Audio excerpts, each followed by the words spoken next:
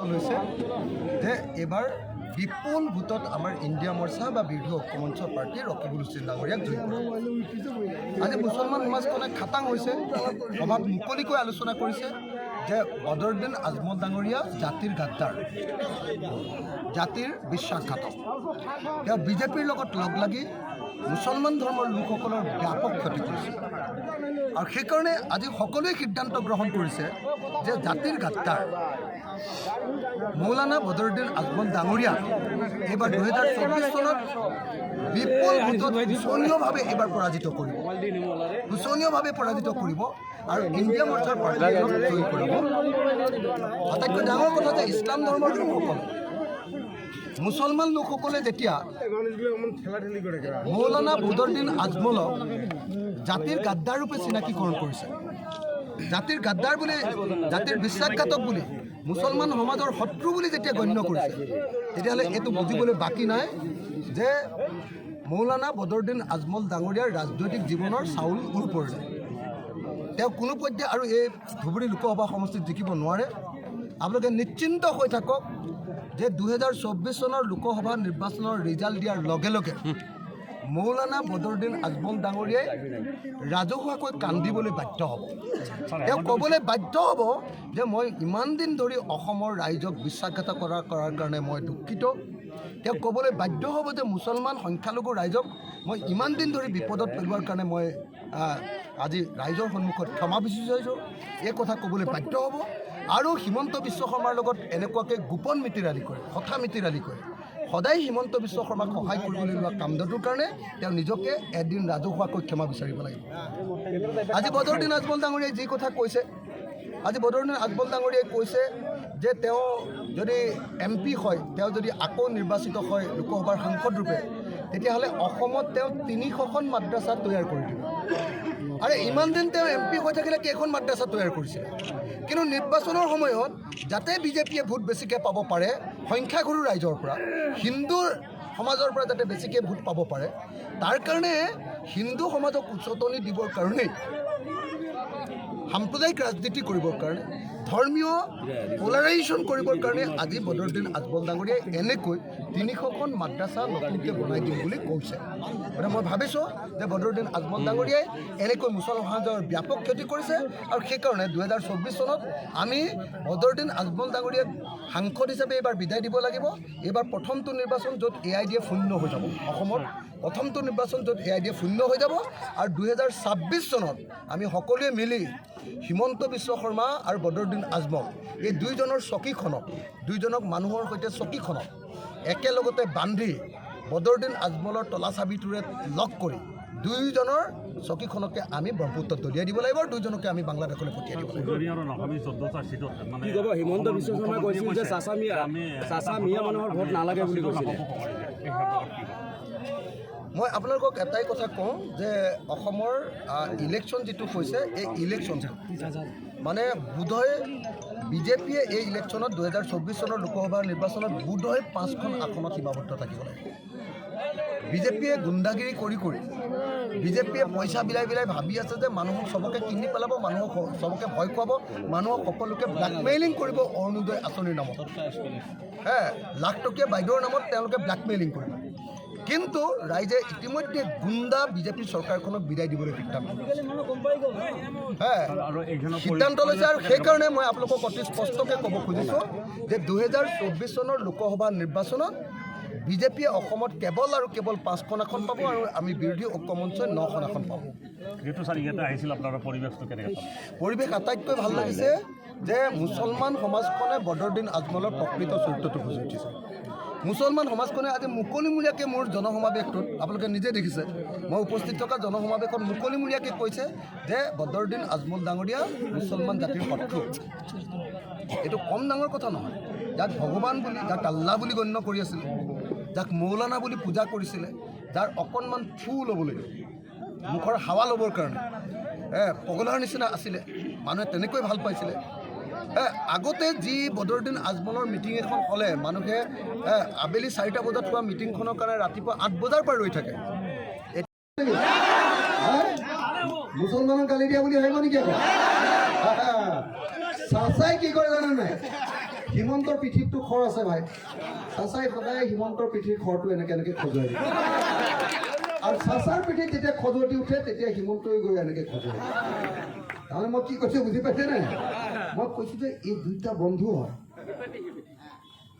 এটা মুদ্ৰাৰ ইপিঠি ইপিঠি। এই দুইটা বন্ধুৱে লগ লাগি গোটেই প্লেনটো কৰে, বুজিছে নাই? আজি বদৰুদ্দিন আজমলে কি বুলি কৈছে চাবচোন আপোনালোকে। আজি বদৰুদ্দিন আজমলে কৈছে বোলে এইবাৰ মোক MP জিকি ল'বলৈ দিয়ক, মই অসমত একেলগতে 300খন মাদ্ৰাছা বনাম। কেলে কৈছে জানে নাই? তাৰে হিন্দু মানুহবিলাকৰ খং উঠে। ইহঁতি মানে ইয়াতে ইছলাম ধৰ্ম প্ৰচাৰ কৰিবলৈ বিজেপিত যাতে ভোট দিয়ে। একদম স্পষ্ট ৰূপত মই আপোনালোকক কৈছো, এইবাৰ যোৰহাটত এইবাৰ বদৰুদ্দিন আজমলে আমাৰ গৌৰৱ গগৈক ভোট নিদিবলৈ আহ্বান জনাইছে। আপোনালোকে খবৰ পায়নে নাপায়? পাইছিলে নে নাই? বদৰুদ্দিন আজমলে যদি গৌৰৱ গগৈক ভোট নিদিবলৈ কৈছে, তাৰমানে কাক ভোট দিবলৈ ক'লে? বিজেপিক দিবলৈ ক'লে।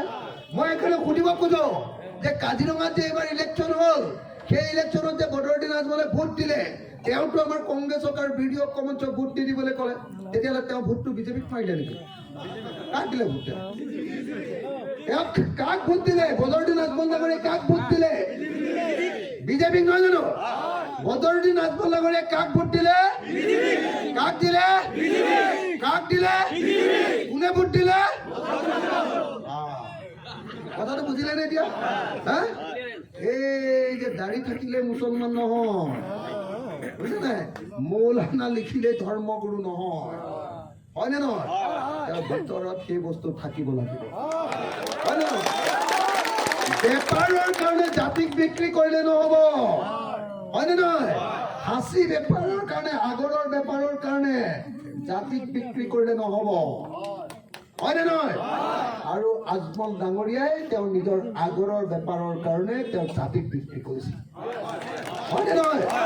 গতিকে জাতিৰ গাদ্দাৰ হয় নে নহয় আজমল? জাতিৰ গাদ্দাৰ হয় নে নহয়? আজমল ডাঙৰীয়া জাতিৰ গাদ্দাৰ হয় নে নহয়? পিছৰখিনিয়ে মতা নাই, হয় নে নহয়? হয় নে নহয়? আজমল ডাঙৰীয়া জাতিৰ গাদ্দাৰ হয় নে নহয়? হয় নে নহয়? বদৰুদ্দিন আজমল ডাঙৰীয়া জাতিৰ গাদ্দাৰ হয় নে নহয়? চবেই হাত দঙা নাই, অলপ গণ্ডগোল আছে। সকলোৱে একেলগতে হাত দাঙি কওকচোন। চবেই দঙা নাই কিয়? দেখিলে যে সমগ্ৰ উজনি অসমৰ খিলঞ্জীয়া অসমীয়া মানুহে বিজেপিক আৰু কোনো পধ্যে সহ্য নকৰে।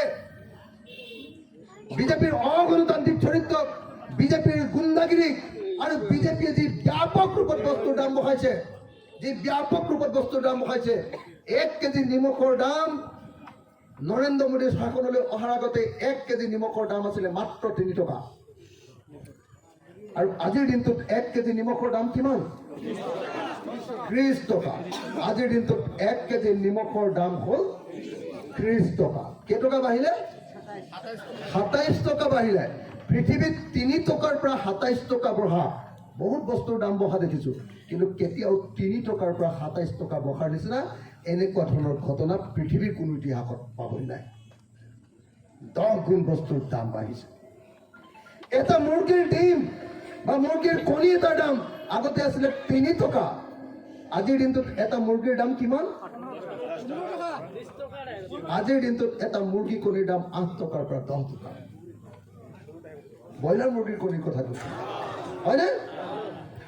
আজিৰ দিনটোত আপোনালোকে সকলোৱে চাওক, এটা গেছ চিলিণ্ডাৰৰ দাম আছিলে, বিজেপি চৰকাৰ অহাৰ আগতে এটা গেছ চিলিণ্ডাৰৰ দাম আছিলে 410 টকা। 410 টকা দিয়াৰ পাছতো আপোনাৰ বেংক একাউণ্টত 200 টকা ছাবচিডি সোমাইছিলে। আজিৰ দিনটোত বিজেপিয়ে এটা গেছ চিলিণ্ডাৰৰ দাম কৰিলে 1152 টকা, আৰু 1152 টকা কৰাৰ পাছতো আপোনাৰ বেংক একাউণ্টত কেতিয়াবা 11 টকাহে ছাবচিডি সোমায়, হয়নে নহয় কওক? 410 টকা মানে জুইকুৰা, হয়নে? যিটোৱে আমি ভাত বনাওঁ তাৰ মূল বস্তুটো জুইকুৰা। জুইকুৰাৰ দাম কিমান বৃদ্ধি কৰিছে আপোনালোকে চাওক। 1 কেজি দাইলৰ দাম 45 টকা আছিলে বিজেপি চৰকাৰ অহাৰ আগলৈকে ভাৰতবৰ্ষত। বৰ্তমান 1 কেজি মচুৰ দাইলৰ দাম 110 টকালৈ বৃদ্ধি পালে। 1 লিটাৰ মিঠাতেলৰ দাম আছিলে 70ৰ পৰা 78 টকা, 70ৰ পৰা 78 ৰুপিজ। আৰু বৰ্তমান 1 লিটাৰ মিঠাতেলৰ দাম কিমান? আজিৰ দিনটোত 1 লিটাৰ বটলত মিঠাতেল কিনিবলৈ 220 টকা লাগে, 220 টকা। কিন্তু আপুনি মূল্য বৃদ্ধিৰ বিৰুদ্ধে মাত মাতিব নোৱাৰে। আপুনি যদি মূল্য বৃদ্ধিৰ বিৰুদ্ধে কথা ক'বলৈ যায় তেতিয়াহ'লে ক'ব আপুনি মিয়া, আপুনি মুছলমান। আৰু যদি সেইটোও ক'ব নোৱাৰে তেতিয়াহ'লে ক'ব যে আপুনি ৰাষ্ট্ৰদ্ৰোহী, আপুনি হিন্দু বিৰোধী। ফোন কৰি কৰি কৰি কৰি মুঠতে বিজেপিৰ MLA 39 জন কৰিলে। বিজেপি, AJP, UPPL আৰু BPF চব লগ লগাই 39 জন কৰিলে। আমাৰ হ'লগৈ 30 জন। 9টা ভোটত আমি হাৰি গ'লো। নহ'লে যদি সেইটো ভোটত জিকিলোহেঁতেন হিমন্ত বিশ্ব শৰ্মা চৰকাৰ চেল খাই গ'ল, ভাগি গ'লহেঁতেন। জানে নে নাই? এয়া চৰকাৰে ভাগি গ'ল। সেইকাৰণে মই আপোনালোকক ক'ব কৈছোঁ যে হিমন্ত বিশ্ব শৰ্মা যিকোনো কথা যেতিয়াই কয়, সেইদিনা মোক মাজতে ক'লে, মই তেওঁৰ আপোনালোকে চাগে জানে মই তেওঁৰ পত্নীৰ সম্পত্তিৰ বিষয়টো ধৰিছিলোঁ বিধান। ইমান সম্পত্তি কেনেকৈ হৈছে? তেওঁতো পত্নী যিমান সম্পত্তি আছে তাতকেতো 1000 গুণ তেওঁৰ সম্পত্তি আছে। তেতিয়া মই যেতিয়া ধৰি আছিলোঁ, ধৰি থাকোঁতে কি কৰিলে, মই ধৰি আছোঁ, মোক পুৰা দম দি আছে, মই ধৰি আছোঁ, এনেকুৱা কৈ আছে। সেই সময়তে কংগ্ৰেছৰ 2জন MLA মোক ছাপোৰ্ট দিলে। এজনৰ নাম কমলাক্ষ দেৱ পুৰকায়স্থ আৰু এজনৰ নাম ভৰত চন্দ্ৰ মহন। যেতিয়া সেই 2জনে ছাপোৰ্ট দিলে, মোকতো হিমন্তই ভয় কৰে, মোকতো একো কৰিব নোৱাৰে, কাৰণ জানে এইটো পাগলা মানুহ, ইয়াৰ একোৱে নাই,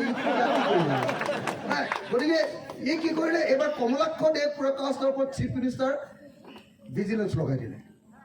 মই ক'লো, আৰে ভাই, মই ধৰিছোঁ, মই চিফ মিনিষ্টাৰৰ ৱাইফক ধৰিছোঁ, মই চিফ মিনিষ্টাৰক ধৰিছোঁ, মই কিবা যদি কেছ লগাব লাগে মোৰ ওপৰত লগা। কৈছে এইটো পাগলা, ইয়াৰ ওপৰত কেছ লগাই কি লাভ? কমলাক্ষ দেৱৰ ওপৰত কেছ লগালে। কমলাক্ষ দেৱ বেচেৰাই ভয় খাই এতিয়া বিজেপিত জইন কৰি দিলে। জানে নে নাই আপোনালোকে? এইটো ভয়তে গুচি গ'ল। ভৰত চন্দ্ৰৰ হৈ বিৰাট ভয় খালে। মই আকৌ উল্টাইহে কৈ আছোঁ, মোৰ ওপৰত কেছ দিয়া, মোৰ ওপৰত কেছ দিয়া, মোৰ ওপৰত কেছ দিয়া।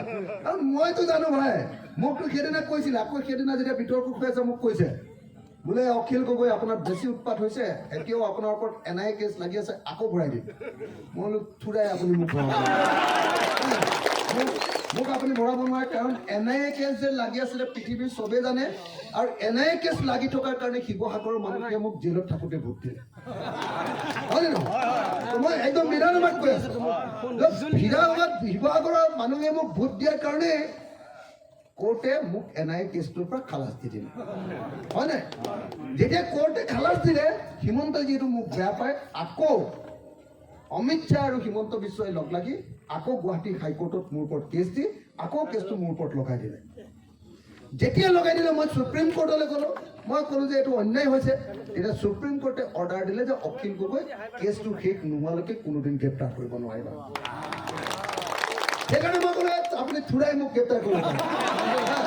মই ক'লোঁ যে আপুনি চাব দেই, মোৰ ওপৰত NIA কেছ আছে বুলি পৃথিৱীৰ চবেই জানে, কিন্তু আপোনাৰ ওপৰত কি কি কেছ আছে?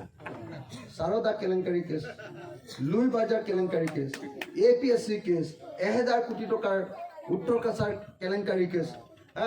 তাৰপিছত আপোনাৰ এই আপোনাৰ কংগ্ৰেছৰ মানুহ এজনক যে গুলীয়াই হত্যা কৰিছিলে, কিন্তু মানৱেন্দ্ৰ শৰ্মাৰ হত্যাকাণ্ডৰ গোচৰত অভিযুক্ত।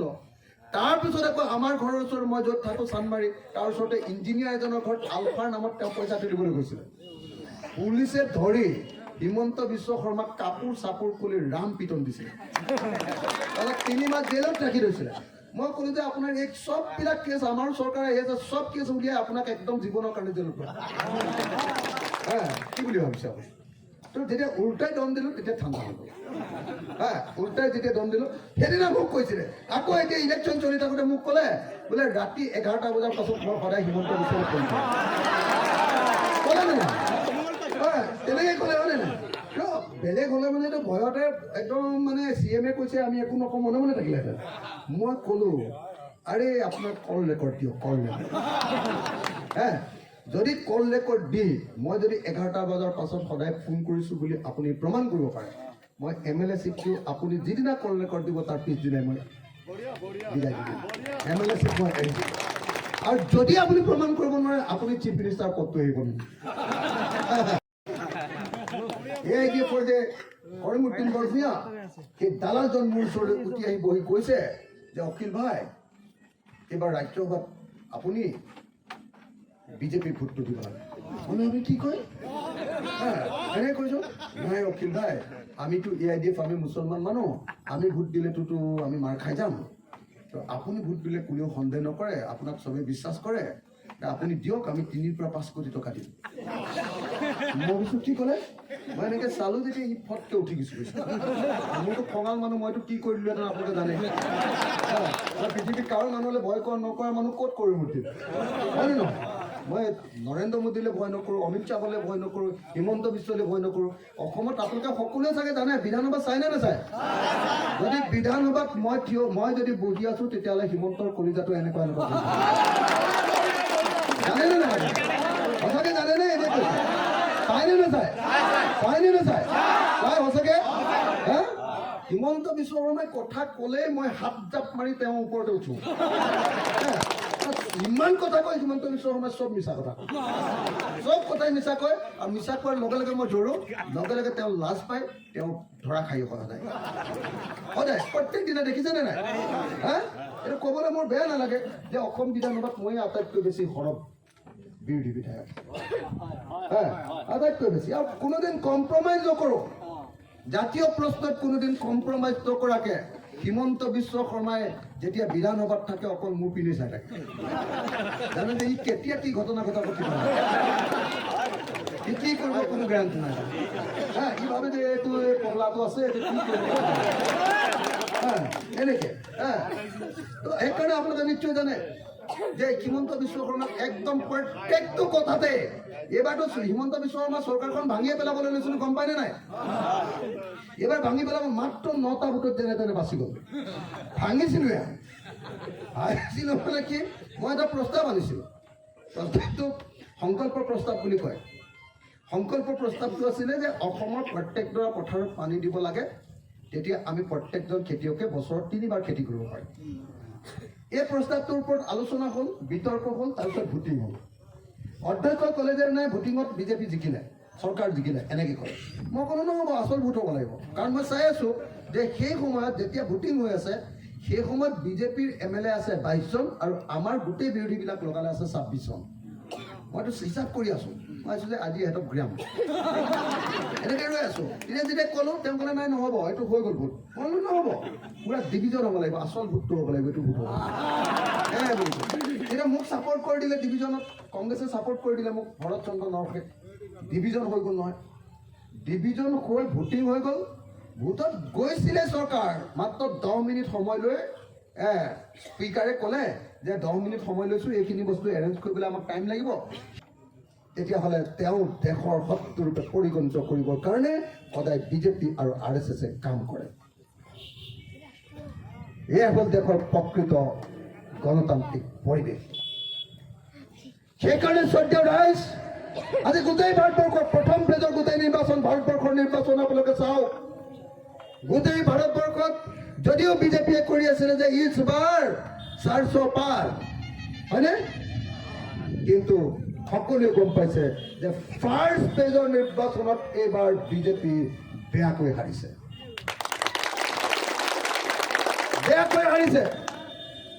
ছেকেণ্ড ফেজৰ নিৰ্বাচন আজি হৈ আছে। দিল্লীৰ পৰা বাৰম্বাৰ মোৰ বিভিন্ন বন্ধুজনে কৈ আছে যে ছেকেণ্ড ফেজতো বিজেপি সমগ্ৰ ভাৰতৰ অৱস্থা বেয়া। আমি সকলোৱে আশা কৰোঁ যে 2024 চনত বিজেপিৰ চৰকাৰ নহওক। যদি 2024 চনত সঁচাকৈ বিজেপি চৰকাৰ হয় তেতিয়াহ'লে কোনো গণতান্ত্ৰিক মানুহে শান্তিৰে কোনেও জীয়াই থাকিবলৈ নাপাব। আমি এখন চৰকাৰ গঠন কৰোঁ জীৱন আৰু সম্পত্তিৰ নিৰাপত্তা ৰক্ষা কৰিবৰ কাৰণে আৰু বিজেপি চৰকাৰ কোনে গ'ল ভাৰতৰ নাগৰিকৰ জীৱন আৰু সম্পত্তিৰ কাৰণে আটাইতকৈ ডাঙৰ বিপদ। বিশেষকৈ সংখ্যালঘু ৰাইজ আৰু গণতান্ত্ৰিক মানুহবিলাকৰ কাৰণে আটাইতকৈ ডাঙৰ বিপদটোৱে হ'ল বিজেপি চৰকাৰ। সকলোৱে মিলি এইবাৰ যিকোনো প্ৰকাৰে বিজেপি দলক পৰাভূত কৰিব পাৰিবই লাগিব ৰাইজ। আপোনালোকে সকলোৱে জানে যে মই কংগ্ৰেছ দলৰ সদস্য নহয়। আপোনালোকে সকলোৱে জানে যে মই দীৰ্ঘদিন ধৰি কংগ্ৰেছৰ বিৰুদ্ধে প্ৰতিবাদ কৰিছোঁ। আপোনালোকে সকলোৱে জানে যে মই জীৱনত 36 বাৰ, তাৰ ভিতৰত 20 বাৰ মোক কংগ্ৰেছে জেল দিছে। 20 বাৰ, 16 বাৰ বিজেপিয়ে আৰু 20 বাৰ মোক কংগ্ৰেছে জেল দিছে। কিন্তু তাৰ পাছতো কংগ্ৰেছ দলক ভোট দিব লাগে বুলি মই ক'বলৈ আপোনালোকৰ মাজত আহিছোঁ।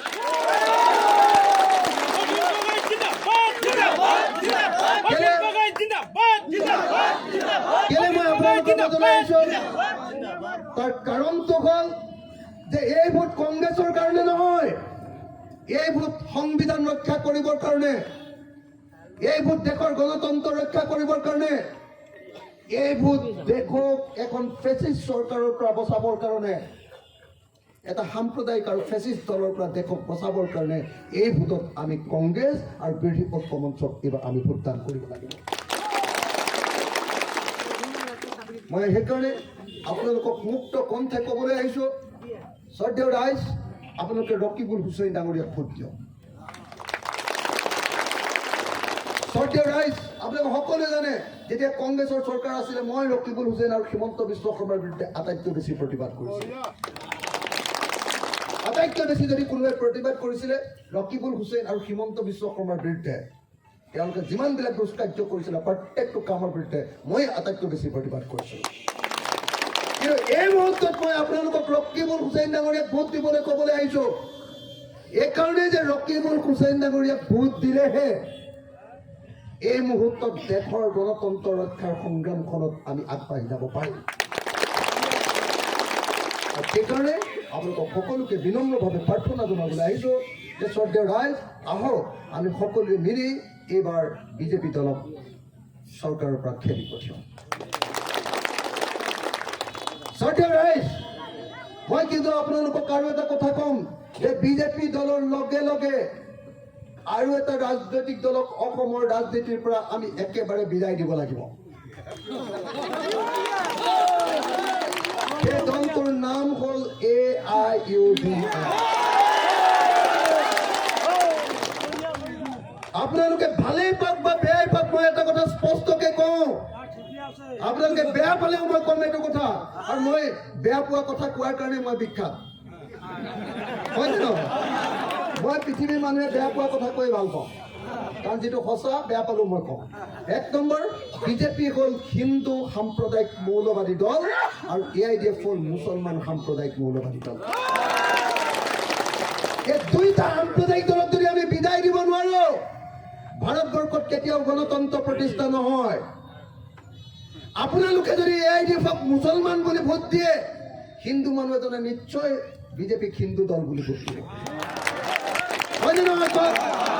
যদি আপোনালোকৰ মুছলমান ৰাইজে AIUDFক ভোট দিয়ে, বিজেপি দলক ভোট নিদিবা বুলি ক'ব।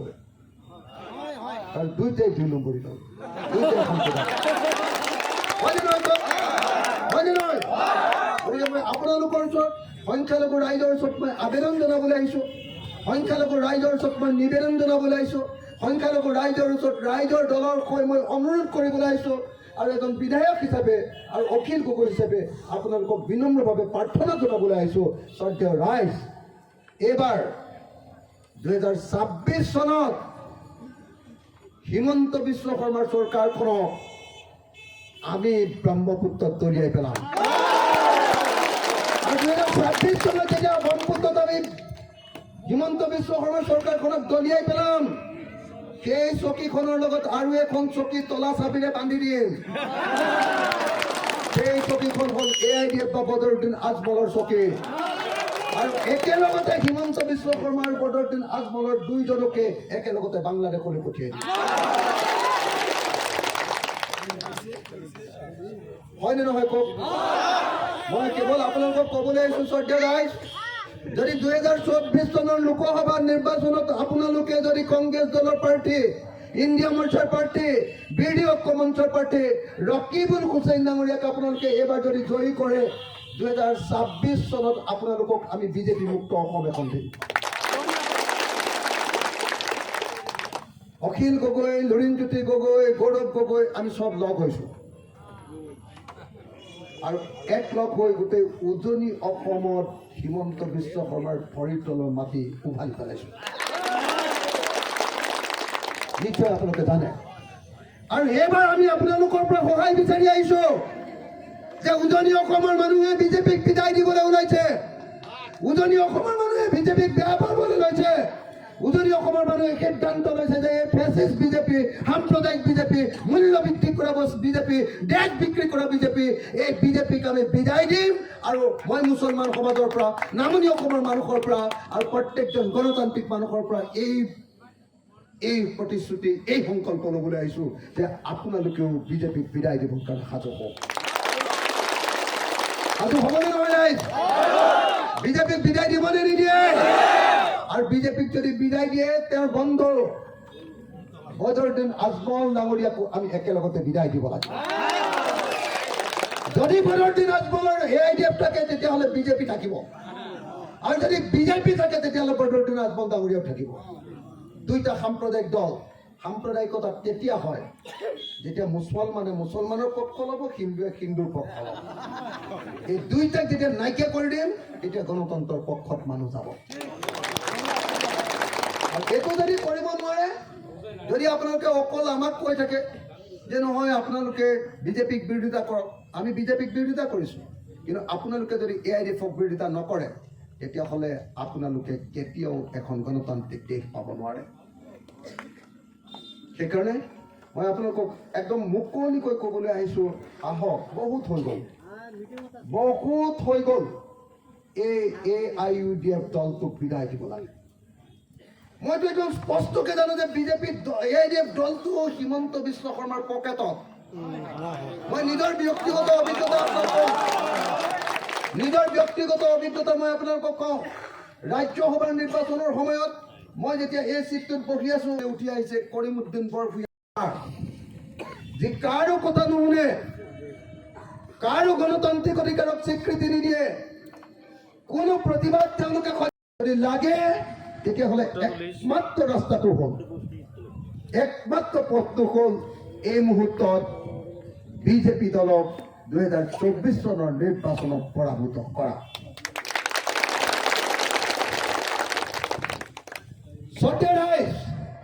বিজেপি দল, মই কৈছোঁ যে অসমৰ বিজেপি চৰকাৰখন, অথচ মূল্যবৃদ্ধিৰ বিৰুদ্ধে প্ৰতিবাদ সাব্যস্ত কৰাটো আমাৰ এটা মৌলিক গণতান্ত্ৰিক অধিকাৰ।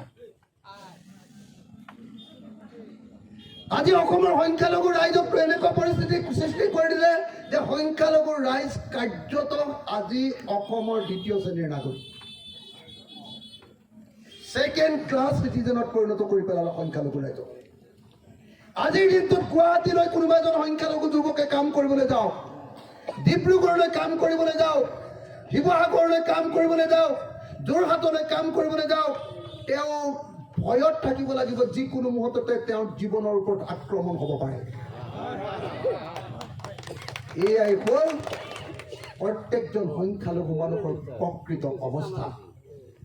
যদি টুপি আৰু দাড়ি দেখে, তেতিয়াহ'লে এই ভাৰতবৰ্ষ, নৰেন্দ্ৰ মোদীৰ ভাৰতবৰ্ষত কোনোপধ্যে এজন সংখ্যালঘু নিৰাপদ নহয়, কোনো এজন সংখ্যালঘু নিৰাপদ নহয়। শ্ৰদ্ধেয় ৰাইজ, এই যি পৰিস্থিতিৰ সৃষ্টি কৰিছে, এই পৰিস্থিতিৰ পৰিৱৰ্তন লাগে নে নালাগে? এই পৰিস্থিতিৰ সঁচাই আপোনালোকে নিশ্চয় সকলোৱে জানে, নহয় জানো? তো আপোনালোকৰ ক্ষেত্ৰতো আমি দেখিবলৈ পাইছোঁ যে যিকোনো মুহূৰ্ততে এখন মাদ্ৰাছা ভাঙি চুৰমাৰ কৰি পেলাইছে, নহয়নে? এনেকৈ যদি এনেকুৱাবিলাক কাম কাজ কৰিছে, তাৰ বিৰুদ্ধে যদি কোনোবাই প্ৰতিবাদ কৰে, তাৰ বিৰুদ্ধে যদি কোনোবাই মাত পাতে যে আপোনালোকে কিয় এনেকুৱা গুণ্ডাগিৰি কৰিছে, কিয় আইনমতে দেশ চলোৱা নাই, কিয় অগণতান্ত্ৰিক কাম কৰিছে, কিয় স্বৈৰাচাৰিক কাম কৰিছে, এই কথা যেতিয়া কয়, তেতিয়াহ'লে কি কৰে, লগে লগে তেওঁলোকে প্ৰতিবাদ কৰা মানুহজনক জেলত পঠাই দিয়ে। আপোনালোকে নিশ্চয় জানে যে যোৱা 5 বছৰ বিজেপিৰ শাসনকালত মোক 3 বছৰ কেৱল জেলত ৰাখিলে, 3 বছৰ কেৱল জেলত ৰাখিলে, 3 বছৰ। যোৱা 5 বছৰত মোক 16 বাৰ বিজেপি চৰকাৰে 16 বাৰ জেললৈ পঠিয়াইছে। মোৰ অপৰাধটো কি আছিলে? মই কৈছিলোঁ যে কাজিৰঙাত যিটো উচ্ছেদ হৈছে, এইটো অন্যায় উচ্ছেদ, 1965 চনৰ মাটিৰ ম্যাদী পট্টা থকা মানুহৰ ঘৰত উচ্ছেদ কৰিব নোৱাৰি। তেতিয়া মোক ভাষণ দিয়াৰ কাৰণে অনুৰোধ জনালোঁ। সকলোকে নমস্কাৰ।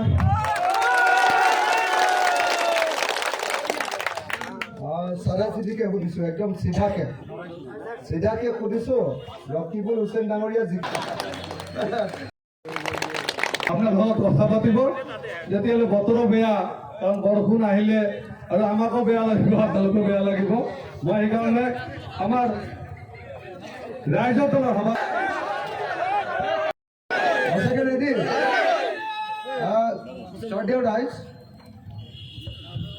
শ্ৰদ্ধেয় ৰাইজ, 2024 চনৰ লোকসভা নিৰ্বাচনটো 1947 চনৰ আমাৰ স্বাধীনতাৰ পাছৰ আটাইতকৈ জটিল নিৰ্বাচন। এইটোৱে ভাৰতবৰ্ষৰ ইতিহাসৰ আটাইতকৈ জটিল নিৰ্বাচন।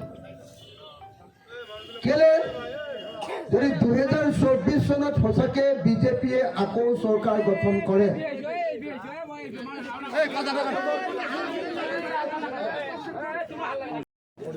তেতিয়াহ'লে কোনো পধ্যে আমাৰ দেশখন আৰু গণতান্ত্ৰিক দেশ হৈ নাথাকে। আমাৰ দেশখন এখন ধৰ্মীয় মৌলবাদী দেশত পৰিণত হ'ব। 2025 চনত RSSৰ আপোনালোকে সকলোৱে জানে যে 100 বছৰ পূৰ্ণ হ'ব জন্ম হোৱা। RSSৰ শতবৰ্ষ উপলক্ষে বিজেপি আৰু RSSে প্লেন কৰি আছে। দ্বিতীয়তে ডিব্ৰুগড়ত আমি লুৰিণজ্যোতি গগৈক উঠাইছোঁ। আপোনালোকে জানে নহয়, লুৰিণজ্যোতি গগৈ নামটো শুনিছে? লুৰিণজ্যোতি গগৈক উঠাইছোঁ। আৰু ডিব্ৰুগড়তো গোটেই খিলঞ্জীয়া অসমীয়া মানুহে একেলগতে লুৰিণজ্যোতি গগৈক ভোট মাৰিছে। আৰু বিজেপিয়ে কেৱল বাহিৰৰ পৰা অহা বহিৰাগত যি হিন্দী ভাষী, বাংলা ভাষী যিখিনি তাত আমাৰ বহিৰাগত যিখিনি মানুহ, বাহিৰৰ পৰা অহা যিখিনি মানুহ, কেৱল তেওঁলোকৰ ওপৰত নিৰ্ভৰ কৰিবলগীয়া পৰিস্থিতি হৈছে। অৰ্থাৎ আজি উজনি অসমৰ মানুহে বিজেপিৰ এই গুণ্ডা চৰকাৰখনৰ পৰা মুক্তি বিচাৰিছে। এই চৰকাৰখন এখন গুণ্ডা চৰকাৰ। এই চৰকাৰখনে দেশৰ আইন অনুসৰি আৰু সংবিধান অনুসৰি চৰকাৰ চলোৱা নাই। বিজেপি চৰকাৰখনে ইচ্ছা কৰিলে মানুহৰ ঘৰ ভাঙি দিছে, আইন কানুন কোনো নাই। ইচ্ছা কৰিলে তেওঁলোকে বুলডোজাৰ লগাইছে আৰু ঘৰ উচ্ছেদ কৰিছে। ইচ্ছা কৰিলে তেওঁলোকে কোনোবা মানুহক পুলিচে ধৰি লৈ গৈছে আৰু ধৰি লোৱাৰ পাছত তেওঁলোকে দ্বিতীয়তে ডিব্ৰুগড়ত আমি লুৰিণজ্যোতি গগৈক উঠাইছোঁ। আপোনালোকে জানে নহয়, লুৰিণজ্যোতি গগৈ নামটো শুনিছে? লুৰিণজ্যোতি গগৈক উঠাইছোঁ। আৰু ডিব্ৰুগড়তো গোটেই খিলঞ্জীয়া অসমীয়া মানুহে একেলগতে লুৰিণজ্যোতি গগৈক ভোট মাৰিছে। আৰু বিজেপিয়ে কেৱল বাহিৰৰ পৰা অহা বহিৰাগত যি হিন্দী ভাষী, বাংলা ভাষী যিখিনি তাত আমাৰ বহিৰাগত যিখিনি মানুহ, বাহিৰৰ পৰা অহা যিখিনি মানুহ, কেৱল তেওঁলোকৰ ওপৰত নিৰ্ভৰ কৰিবলগীয়া পৰিস্থিতি হৈছে। অৰ্থাৎ আজি উজনি অসমৰ মানুহে বিজেপিৰ এই গুণ্ডা চৰকাৰখনৰ পৰা মুক্তি বিচাৰিছে। এই চৰকাৰখন এখন গুণ্ডা চৰকাৰ। এই চৰকাৰখনে দেশৰ আইন অনুসৰি আৰু সংবিধান অনুসৰি চৰকাৰ চলোৱা নাই। বিজেপি চৰকাৰখনে ইচ্ছা কৰিলে মানুহৰ ঘৰ ভাঙি দিছে, আইন কানুন কোনো নাই। ইচ্ছা কৰিলে তেওঁলোকে বুলডোজাৰ লগাইছে আৰু ঘৰ উচ্ছেদ কৰিছে। ইচ্ছা কৰিলে তেওঁলোকে কোনোবা মানুহক পুলিচে ধৰি লৈ গৈছে আৰু ধৰি লোৱাৰ পাছত তেওঁলোকে 11টা বজাৰ পাছত সদায় কিনে ফোন কৰিম, তাই ই মোৰ প্ৰেমিকা নেকি?